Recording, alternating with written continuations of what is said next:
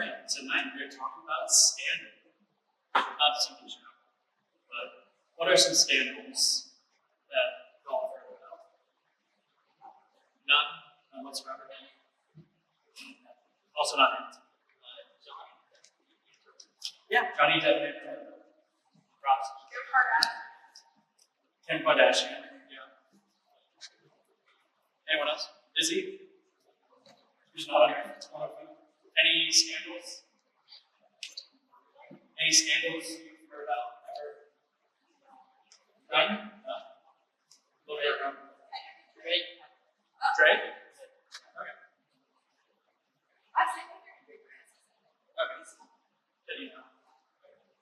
Okay, yes, that's a good few starters. So scandal, as the church defines it, is a little more specific. It's not only something bad, but it's something that it's an attitude or behavior that leads other people to evil.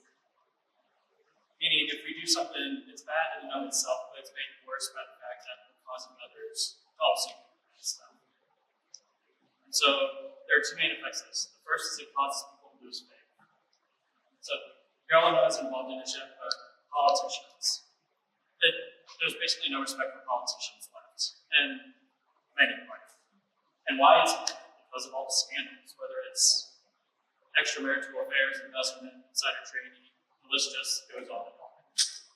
We have zero faith left in their ability to change anything for the better. And our country community hurts because of it.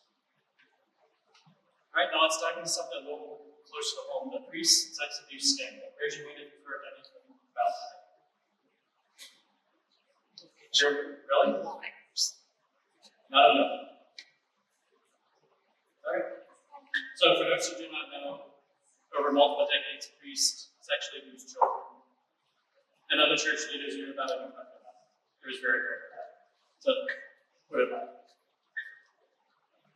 And so the fact that they were molesting children is bad in and of itself. But the fact that it caused so many people to leave the church is made it worse. When people leave the church, they're cutting themselves off from God, they're cutting themselves off from the sacraments. And so if we push others away from God because of our mistakes, and to an extent that is on us. The second effect is that it just sets a bad example. Consciously or unconsciously, we all do look up to authorities. When we see them doing bad things, we learn it, we take it as being correct, or at least the norm. It's like, maybe some of your jobs at this point, to some extent, you all respect your manager, even if it's only to the extent of you don't goof off when they're around. But if they are messing around, then that just becomes the norm. Or drinking is another really good example. I'm not going to ask if your parents get drunk on the weekends, but if they do, then that sets the tone that drinking in excess is normal, or drinking in excess is okay. And it's not occasionally like that. So we have to foster the environment that we want to see in the world, because others learn by our example. Now you might be thinking, Andrew, it's no one's business what I do. And you're right to an extent, but we can't act as though our actions exist in the moment. Especially when you're in some kind of authoritative or mentor. So let's talk about cohabitation. So two people living together, not married. It could very well be that they're just living together and not also having sex outside of marriage. But we assume they do.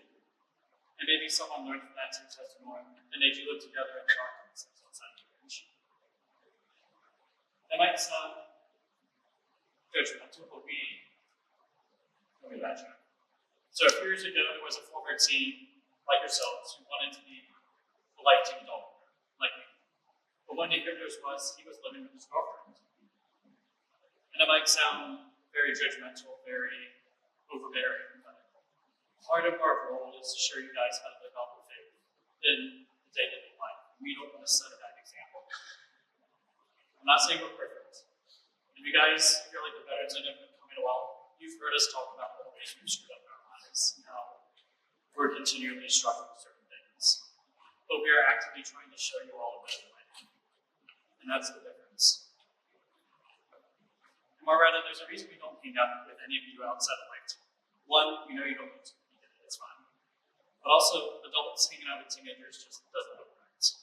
We don't want to give people any blatant reason to assume the worst. You have to think about the news headline.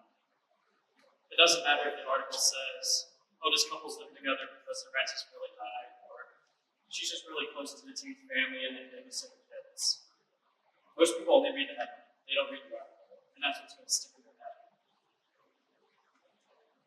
So, scandal's bad. But how do we respond to it when we see it? So when it comes to things like trying to not lose hope from, say, the pre-sex abuse scandals, there's no easy answer to that. Because it's hard to see people you trusted and find out they did all these terrible things. But we have to remember, particularly for the other priests and other people in the church we meet, that there are still plenty of good people in the church. Like, even if you look at the 12 apostles from the very beginning, like there was Judas, one of the 12 who betrayed Jesus.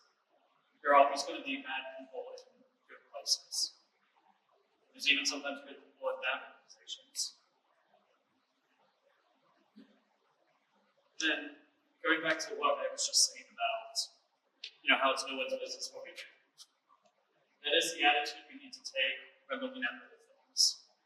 We need to, within certain bounds, we need to give people the benefit of the doubt. So, like, going back to cohabitation, one of my good friends, him and his now wife, they were not living together, none of that.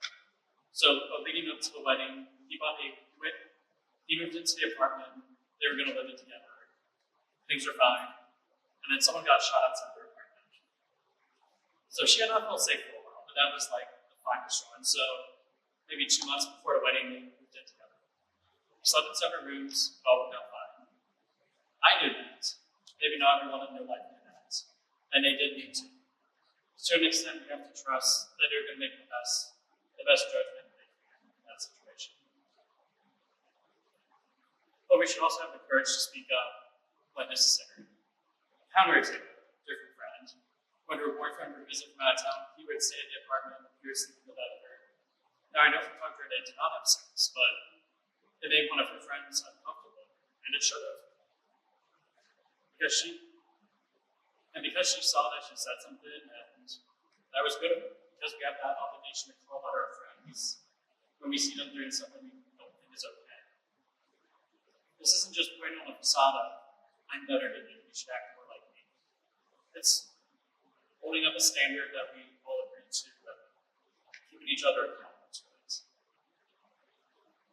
We need to encourage ourselves and others with examples of virtue instead. So, for example, other friends of mine. They met in high school and started dating. They dated for 5 years before getting married. Didn't live together, didn't have sex. A priest who stays faithful to his calls to celibacy for decades. A person who works in our church, when the church finances, they're struggling. They could probably take money from the church and no one would notice, but they don't. These are all people I know. And they encourage me to live my life. And that's what we should all be striving for. Thank you.